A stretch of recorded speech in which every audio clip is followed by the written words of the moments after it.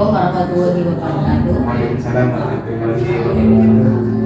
Bagaimana kabar hari ini Mas Andri? Alhamdulillah baik Ibu. Alhamdulillah kita bertemu lagi pada pendampingan yang kelima.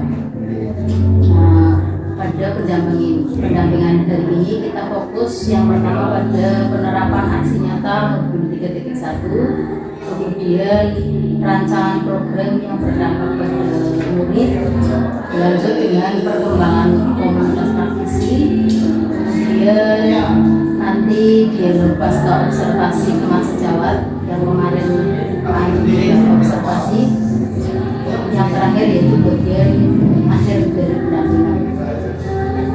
Untuk yang pertama Pak Andri, apa saja proses yang sudah berjalan selama 1 bulan terakhir? Berarti 1 bulan terakhir ini kan saya mengikuti modul 3.3 untuk sumber daya di sekolah kami. Alhamdulillah saya dengan rekan sejawat dan guru-guru penggerak yang sudah ada di sekolah ini berusaha untuk memaksimalkan sumber daya yang tidak terlihat. Contohnya itu potensi-potensi yang ada di SMP, di sekolah itu sebenarnya banyak sekali aset-aset yang bisa dimaksimalkan ya, tapi kadang secara tidak kita sadari hal itu ada di sekitar kita. Maka kami berkolaborasi supaya bisa memaksimalkan sumber daya yang ada ya, agar bisa lebih memberikan sesuatu hal yang baik kepada murid kita di sekolah ini. Terima kasih. Untuk selanjutnya, hal apa yang dianggap menurut Pak Andri itu sebagai capaian untuk 1 bulan terakhir ini yang berdasarkan dengan jurnal pemantauan pembelajaran daring?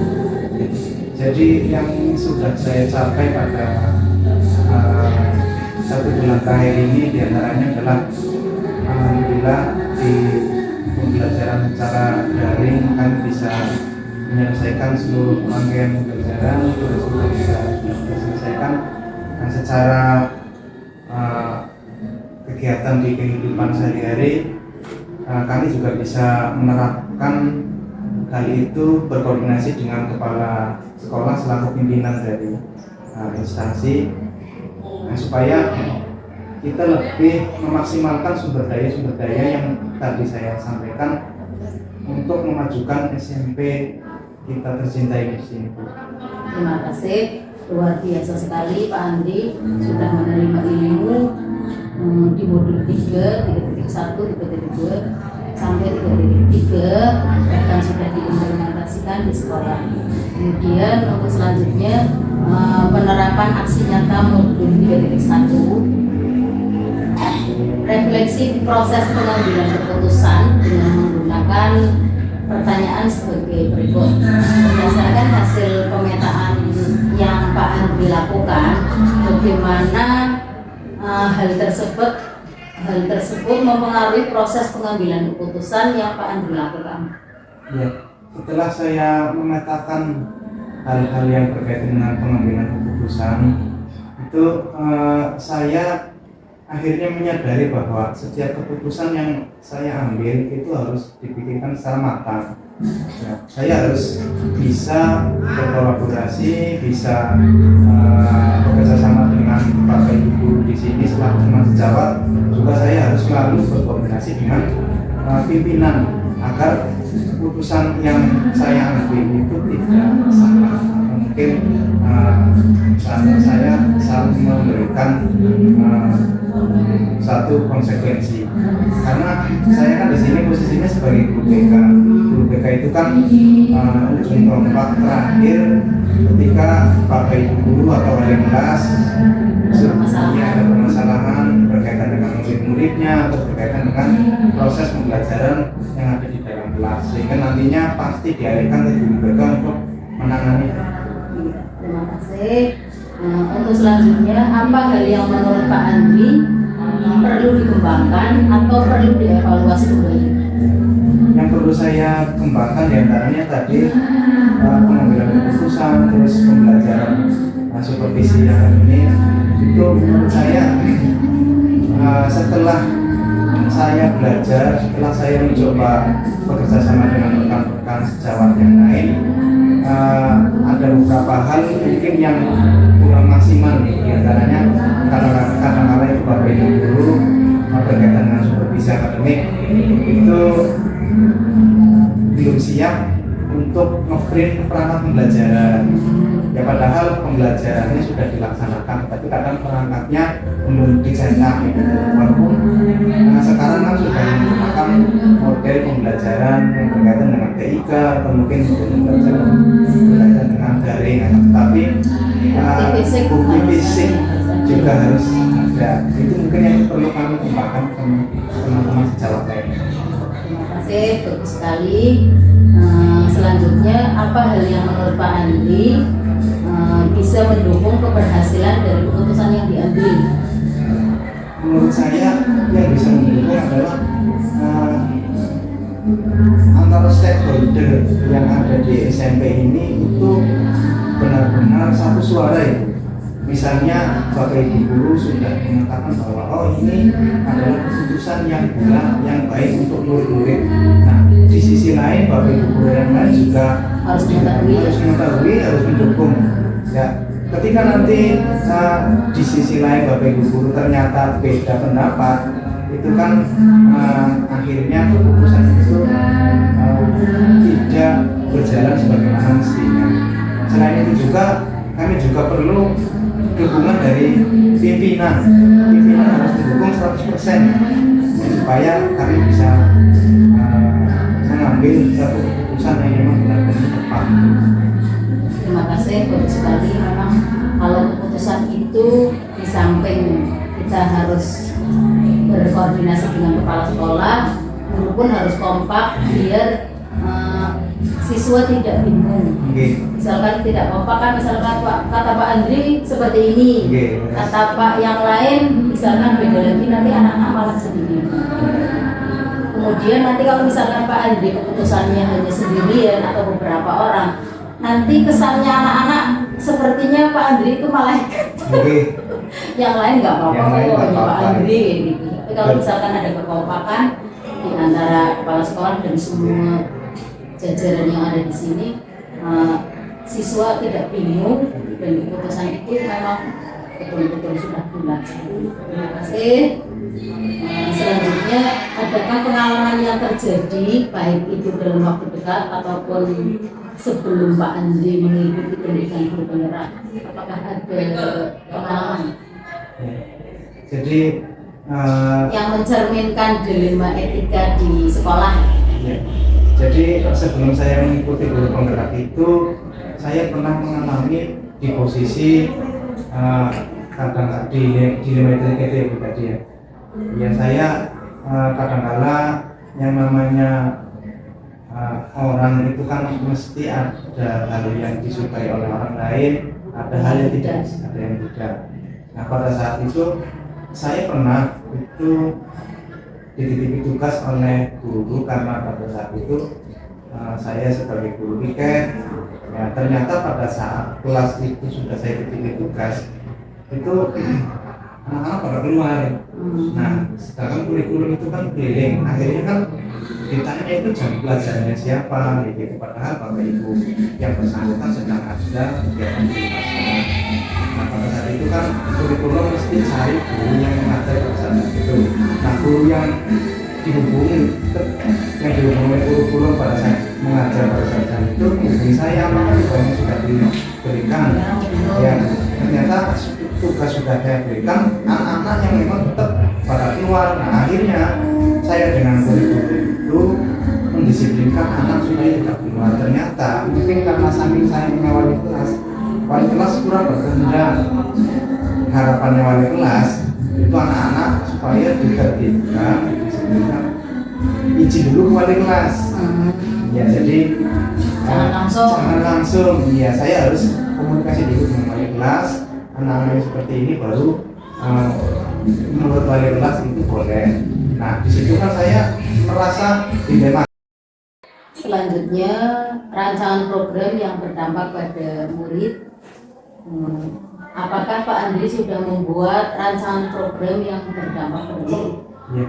Jadi saya itu kemarin membuat satu rancangan berdasarkan hasil dari ruang kolaborasi. Kami dari rekan-rekan ZGP sudah mendapatkan laporan. Saya juga memiliki rancangan sendiri Bu untuk di sekolahan saya, yaitu GPS berkarisma. Itu sudah saya konsultasikan dengan Bapak KS, ternyata beliau juga setuju. GPS itu gerakan budaya siswa berkarakter integritas, spiritual, dan mandiri. Jadi kami harapannya siswa itu memiliki karakter itu dari kegiatan-kegiatan ekstrakurikuler, ya misalnya kegiatan pramuka, kegiatan ekstrakurikuler olahraga dan sebagainya. Itu secara bergiliran atau secara berkala, itu setiap satu bulan itu kadang ada kegiatan setiap bulan, satu minggu ini misalnya Jumat ini pengajian, terus Jumat berikutnya jalan sehat, Jumat berikutnya kebersihan kelas, Jumat berikutnya kegiatan senam misalnya begitu. Terus ada kegiatan integritas itu untuk melatih siswa agar memiliki integritas diri. Banyak sekali kan sekarang siswa kita sering berbohong, ya tidak jujur dan sebagainya. Akhirnya kita dalam satu waktu pada saat hari Senin, pada saat upacara itu sebulan sekali mengundang dari Kapolsek untuk memberikan materi berkaitan dengan kedisiplinan, integritas dan sebagainya.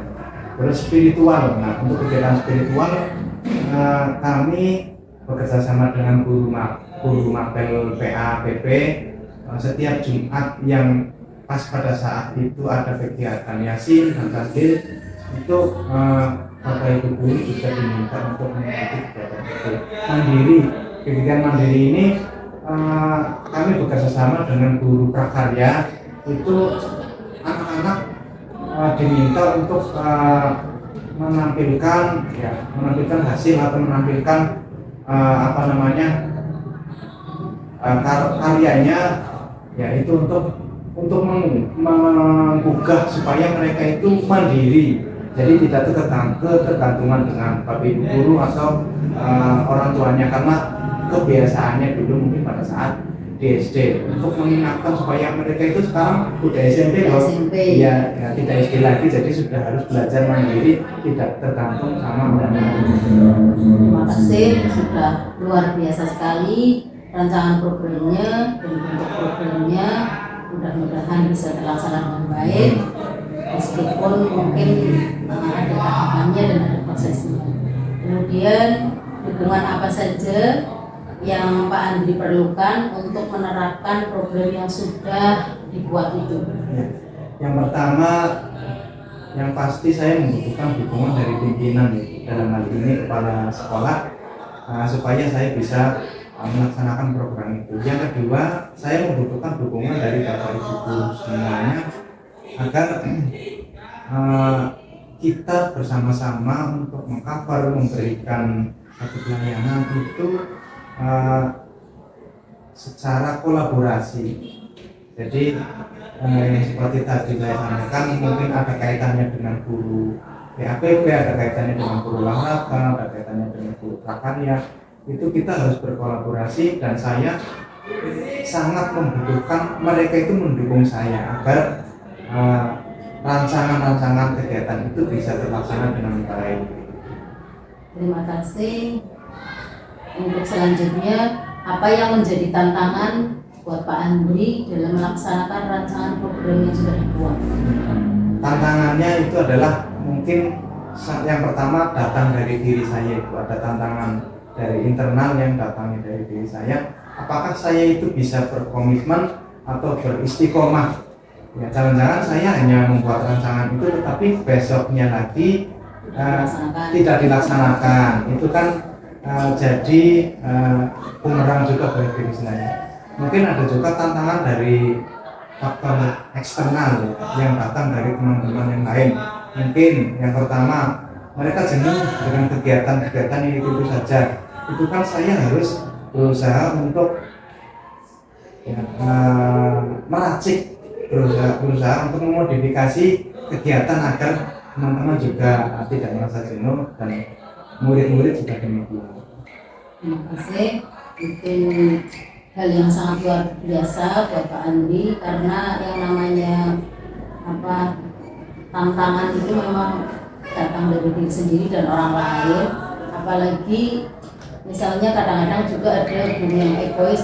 Nah, itu kan rancangannya Pak Andri kemarin. Ya sudah, dia lakukan sendiri, kadang-kadang seperti itu. Tapi kalau misalkan sudah menjadi kesepakatan sekolah, apalagi sudah ada ACC dari kepala sekolah, mudah-mudahan tidak ada guru yang seperti itu. Kalau toh ada kan berarti tugas kita sebagai guru penggerak ya seperti moto guru penggerak ya, Mas Andri ya, apa Mas Andri? Bergerak menggerakkan. Iya, tergerak, bergerak dan menggerakkan. Memang yang susah itu menggerakkan orang lain.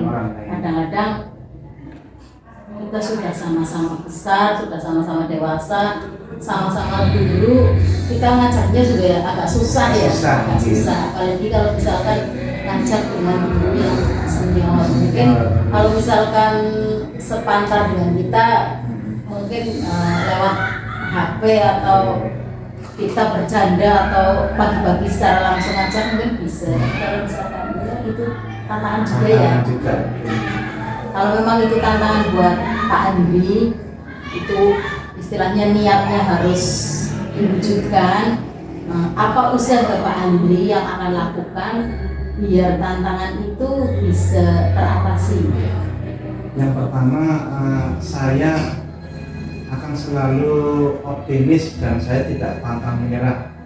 Saya harus berusaha sekuat tenaga agar saya bisa menjalankan program yang sudah saya rancang, dan saya juga bisa betul-betul meyakinkan Bapak Ibu guru bahwa kalau kita niat melakukan hal baik untuk kepentingan sekolah kita merasa memiliki sekolah ini, kita bersama-sama untuk memasukkan sekolah kita cinta ini. Ya, dari usaha saya selalu memberi motivasi kepada diri saya dan kepada Bapak Ibu. Saya juga terkadang mungkin pada saat salah satu kondisi dalam keadaan titik lemah, dan saya juga butuh support dari Bapak Ibu guru supaya saya dapat mewujudkan, saya bisa memaksimalkan, dan saya juga bisa melaksanakan. Terima kasih, luar biasa banget Pak Andri. Pesan dari saya, kalau memang sudah ada tantangan dan Pak Andri sudah niat untuk apa yang dilakukan ketika tantangan itu datang, pesan saya, misalnya memang itu sudah rancangan sudah di-ACC oleh kepala sekolah, lakukan apa yang Pak Andri bisa lakukan, meskipun pada awalnya teman-teman yang di sekitar ada yang tidak mendukung, itu hal yang wajar dan hal yang biasa. Pokoknya Pak Andri lakukan saja, nanti kelama-kelamaan kalau sudah dilakukan dan itu hal yang baik, insya Allah teman-temannya akan melihat dan oh ternyata Pak Andri harus diikuti, oh ternyata bagus juga, kenapa saya tidak harus ikut, saya ikut juga, kadang-kadang seperti itu. Jadi kita harus punya mental baja lah. Kalau itu ada pada diri Pak Andri, insya Allah rancangan atau rancangan program yang sudah direncanakan dan sudah di-ACC Pak Andri akan terjalan. Untuk Pak Andri, apakah Pak Andri sudah merintis komunitas praktisi di lingkungan sekolah yang ada? Kemudian bagaimana peran komunitas ini terhadap proses belajar? Ya, jadi saya kebetulan memiliki satu kelompok dari guru ya, itu yang biasanya menjadi penggerak. Artinya kami dari guru itu secara halus mengkritisi kegiatan-kegiatan yang ada di sekolah. Misalnya ini ada acara kegiatan jurusan, ayo masa sekolahan kosong tidak ada kegiatan sama sekali. Akhirnya dari komunitas itu setelah saya mengikuti guru penggerak, akhirnya ayo komunitas komunitas ini sebenarnya bisa menggunakan nama yang lebih edukatif loh. Ini bisa menjadi suatu komunitas baik, suatu komunitas praktisi di pendidikan di institusi kita. Akhirnya saya menggagas, ya, saya menyampaikan ke teman-teman, bagaimana kalau grup kita itu kita lanjutkan, ya kita konsep, ya kita buat lebih edukatif, ya seperti tadi misalnya ada komunitas dari guru mapel, komunitas dari NGMP per guru mapel, itu jadikan satu, nanti kita di situ bahas berkaitan dengan kegiatan-kegiatan atau pendidikan yang ada di sekolah ini. Terima kasih. Kemudian apa saja perubahan yang menyenangkan yang Pak Andri alami dari rekan di komunitas praktisi yang terbentuk awalnya dari gerombolan guru muda itu? Jadi perubahan yang menyenangkan buat saya itu yang pertama, kita awalnya itu hanya untuk grup bercandaan, kita mengomentari setiap ada kegiatan, setiap ada peluang, ada kesempatan, kita bertukar pikiran dengan cara humoris. Ternyata dari situlah muncul satu ide atau gagasan yang menurut Bapak Kepala Sekolah itu bagus. Ya benar, anak muda memang harus ada gregetnya. Akhirnya dari situ kita sering mewujudkan satu kegiatan-kegiatan yang muncul malah dari hal-hal yang tidak terpikirkan sama sekali sebelumnya. Ya dari pembicaraan-pembicaraan yang guyonan, bercanda, yang menjadi satu keputusan, satu ide yang menampilkan satu kegiatan yang malah bagus. Memperbaiki kegiatan yang sudah terjadi ya. Betul, okay. Terima kasih. Nah, kemudian apa rencana Pak Andri yang akan Pak Andri lakukan pada komunitas praktisi setelah Pak Andri selesai mengikuti program guru penggerak? Rencananya dari komunitas itu ya saya ganti nama menjadi komunitas praktisi pendidikan yang ada di SMP. Itu masih ada kata-kata GBS, gerakan budaya sekolah, yaitu saya ingin supaya komunitas itu lebih mengcover seluruh mata pelajaran. Jadi tidak hanya di situ kan ada guru TIK, ada guru prakarya, ada guru olahraga, tentang bisa meluas, yang bisa menjangkau bukan hanya materi itu saja, tapi semua materi bisa tercover. Jadi pengalaman dari komunitas mereka di MGMP-nya masing-masing itu bisa kita satukan sehingga nanti pada saatnya kita bisa mengadakan satu kegiatan berdasarkan pengalaman dari masing-masing yang diperoleh dari masing-masing komunitas mereka. Terima kasih, luar biasa sekali. Mudah-mudahan apa yang direncanakan setelah mengikuti pendidikan guru penggerak akan terlaksana dengan maksimal. Kemudian apa dukungan Pak Andri yang diperlukan Pak Andri untuk komunitas praktisi agar bisa terus belajar bersama? Yang pertama, kami membutuhkan dukungan dari semua pihak, ya, stakeholder semuanya, wabil khusus dari pimpinan kepala sekolah, ya agar bisa mengikuti seperti kegiatan pendidikan seperti ini, bergerak dari komunitas itu, supaya meningkatkan kompetensinya masing-masing, baik itu secara formal atau non formal, atau mungkin mengikuti kegiatan seminar, atau mungkin kegiatan webinar secara online, secara daring maupun secara luring seperti itu. Terima kasih, luar biasa sekali.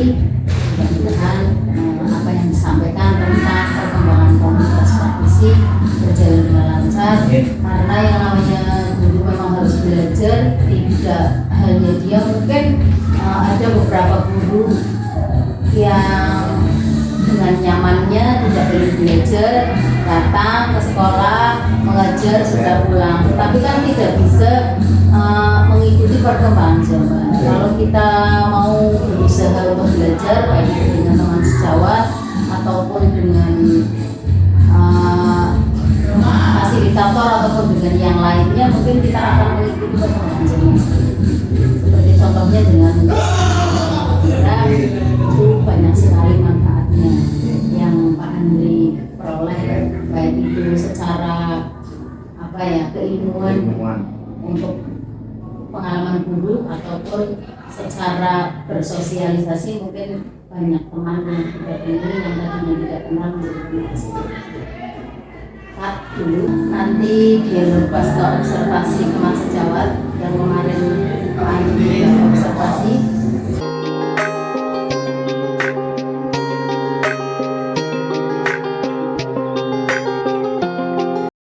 Assalamualaikum warahmatullahi wabarakatuh. Assalamualaikum warahmatullahi wabarakatuh. Alhamdulillah.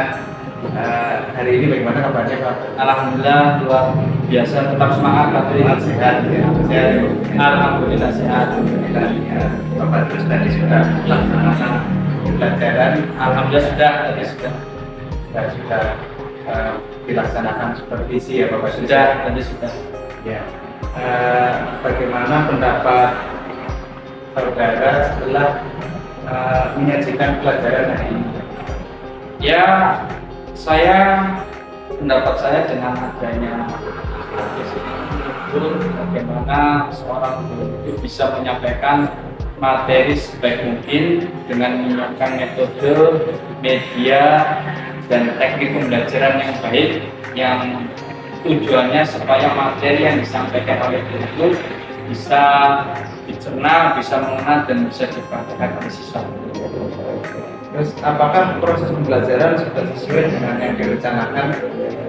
Kalau 100% sih belum, ya, karena namanya manusia tidak ada yang sempurna, ya, ya. Makanya adanya evaluasi, adanya masukan dari pimpinan, dari teman-teman guru itu untuk menyempurnakan. Dan artian ya pengennya sempurna, tapi ternyata di lapangan itu ada beberapa kendala yang terkadang kita tidak bisa mengontrolnya seperti itu. Ya. Dapatkah Bapak terus menceritakan hal-hal yang dirasakan memuaskan dalam proses pembelajaran hari ini?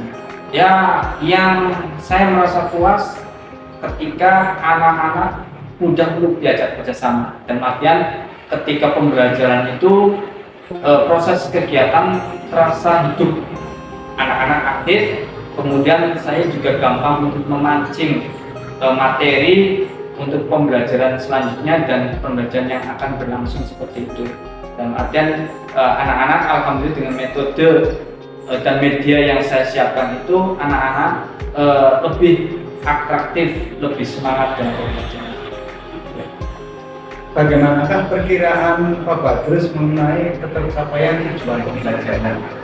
Perkiraannya ya karena tadi tidak ada sesuatu yang sempurna. Ya kalau penilaian saya pribadi hampir 90% insya Allah apa yang saya rencanakan itu tercapai. Karena saya mengambil dari sampel beberapa anak, ketika mereview materi yang saya sampaikan, sebagian besar mereka memahami pertanyaan dan bisa menjawab apa yang saya tanyakan. Apa yang menjadi kesulitan siswa? Yang menjadi kesulitan siswa ketika saya mengajar, ya karena tadi latar belakang dan karakter anak yang berbeda-beda. Sehingga Pak, ada anak yang aktif, ada yang anak yang pasif. Nah, yang pasif ini yang terkadang kita perlu perlu inisiatif, perlu semangat lagi supaya memunculkan dia bisa ngikutin dengan teman-teman yang aktif. Contohnya, ketika saya menyampaikan materi, kemudian dia asik dengan dunianya sendiri, dalam artian tidak mendengarkan atau main pulpen atau menggambar dan sebagainya. Sehingga apa? Itu PR buat kita sebagai guru untuk mencari metode yang lain supaya mereka itu mau untuk mengikuti pembelajaran. Apa yang menjadi kesulitan Pak Badrus ketika pada proses pembelajaran hari ini? Yang menjadi kesulitan saya terkadang itu waktu, masalah waktu. Nah, karena apa? Terkadang waktu itu tidak tepat, tidak sesuai dengan artinya gini. Ada materi yang perlu saya sampaikan, ternyata karena tadi metode yang atau ada sesuatu contoh ice breaking yang terlalu lama sehingga memakan waktu, sehingga ada materi yang belum tersampaikan. Apakah ada alternatif yang lain untuk mengatasi kesulitan?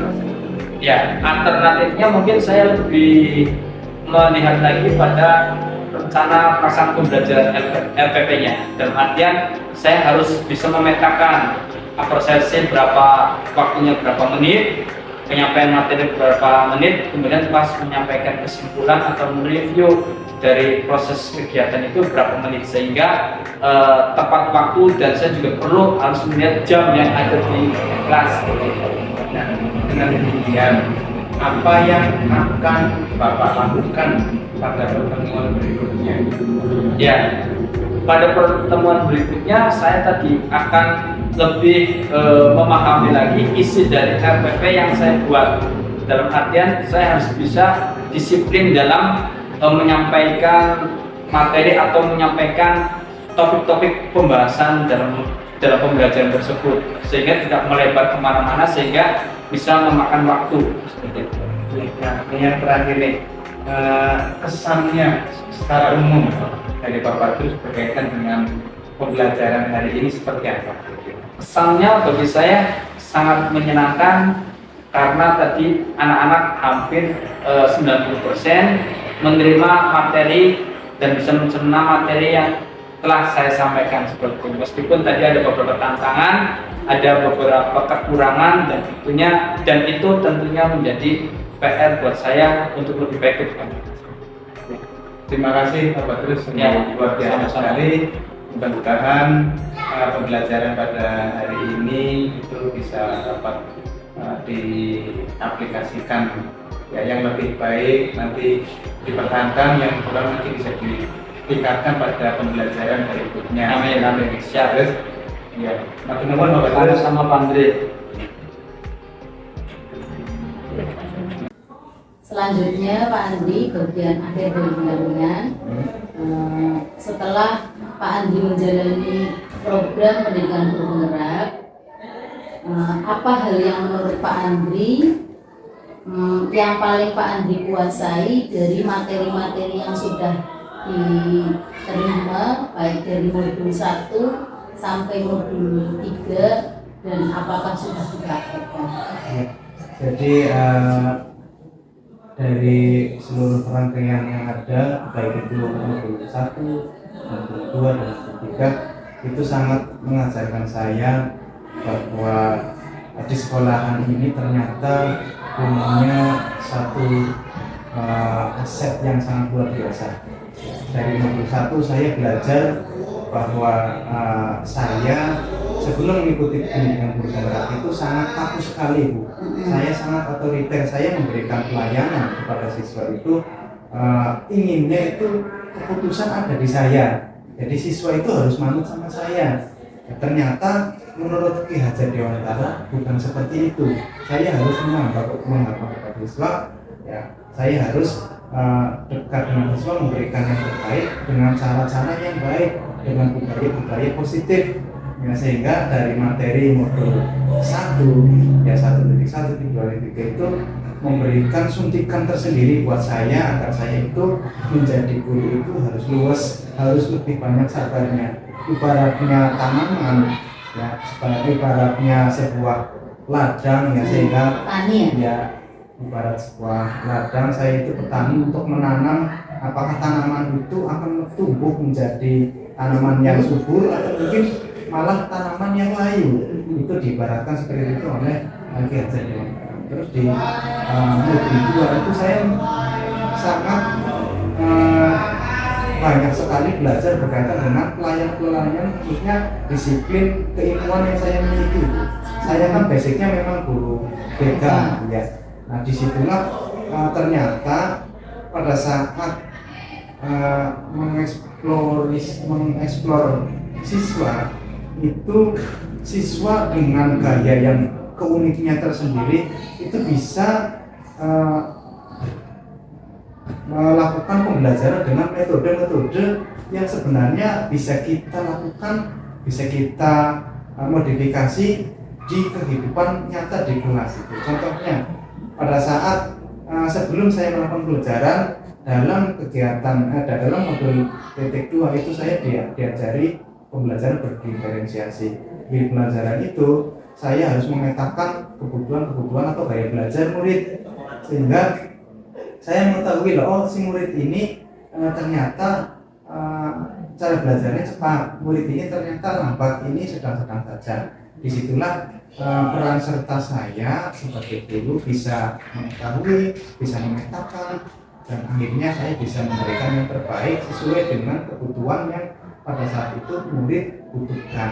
Terus pada saat di modul 3 saya juga banyak sekali mendapatkan pembelajaran dan ternyata di sekolah itu banyak sekali aset-aset yang sangat bernilai tetapi tidak kelihatan oleh mata.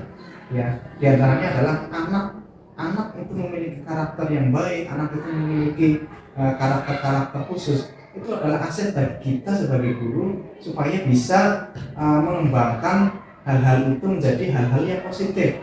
Kalau kita tidak bisa memaksimalkan potensi itu, mungkin prestasi-prestasi yang dimiliki oleh anak itu tidak akan terlihat dan tidak akan muncul.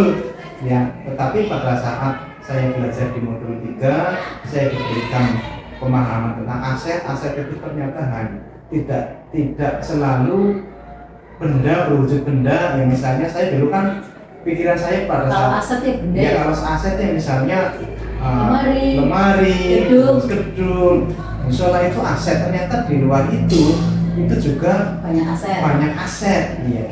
Terus saya juga mendapatkan materi pemahaman tentang sumber daya yang ada di sekolah yang sebelumnya saya belum terpikirkan sama sekali bahwa sebagai guru saya juga harus berperan dan harus melakukan hal yang lebih baik yang saya miliki untuk mewujudkan kepemimpinan bagi murid, mewujudkan saya sebagai guru memberikan yang terbaik buat murid-murid saya. Terima kasih, luar biasa sekali Pak Andri. Dari modul 1 sampai modul 3 sepertinya sangat menguasai sekali. Mudah-mudahan pada modul 1 tentang filosofi di Dewantoro yang tadinya otoriter mungkin ya, apapun keputusan itu ada pada guru. Mudah-mudahan perubahan dari yang tadinya berpihak pada guru sekarang berpihak pada siswa. Yang namanya perubahan itu tidak bisa dibalik dengan sekejap mata, itu butuh proses dan butuh pernyataan Pak Andri yang benar-benar bulat. Kalau memang bulat, insya Allah apa yang diinginkan akan terwujud. Kemudian pada modul 2 tadi sudah diceritakan banyak sekali tentang pembelajaran. Ternyata kita harus ya sama seperti tadi menghamba pada siswa, kita harus memenuhi sesuai apa yang diinginkan oleh siswa dan memenuhi secara fisik dan itu harus dipenuhi. Jadi jenengan sudah berusaha dan memang sudah mungkin sudah mempraktekkan baik praktek diri ataupun dengan teman sejawat, itu sudah bagus sekali. Kemudian pada modul 3 ternyata jenengan juga mungkin tercengang ya, karena awalnya yang namanya aset kita tahunya hanya aset itu bangunan, ternyata ada beberapa yang kita baru tahu. Itu sangat luar biasa sekali. Mudah-mudahan apa yang sudah diperoleh Pak Andri bisa diimplementasikan secara langsung dan jangan hanya pas pada waktu jenengan menjadi maksudnya dalam proses guru penggerak saja, tapi setelah nanti selesai di guru penggerak pun apa yang diperoleh di guru penggerak akan dilakukan secara terus-menerus dan jangan bosan. Kemudian untuk pertanyaan selanjutnya, materi apa yang Pak Andri masih rasakan itu masih belum paham atau masih butuh belajar dengan yang lain? Jika dibandingkan dengan materi yang lain, menurut saya materi tentang sumber daya yang ada di sekolah itu sangat menarik gitu. Artinya saya belum begitu mendalam berkaitan dengan sumber daya karena saking mungkin luas sekali dalam arti pemaknaannya, atau mungkin sayanya yang memang belum begitu memahami.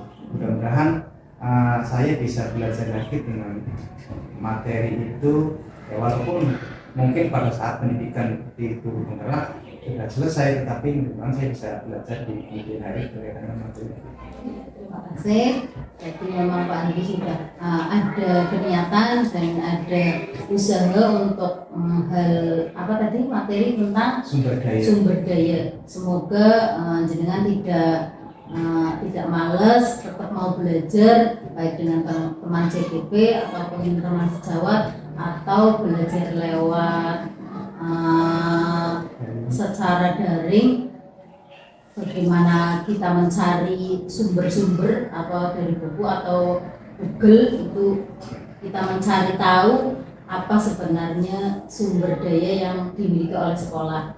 Semoga jenengan punya kenyataan baik, dengan tekad baik, insya Allah apa yang diinginkan akan tercapai. Untuk selanjutnya yaitu tentang PI 6. Perlu saya ingatkan bahwa pada PI 6 yang harus disiapkan Pak Andri, satu, menentukan jadwal diskusi pemetaan aset yaitu dengan kepala sekolah.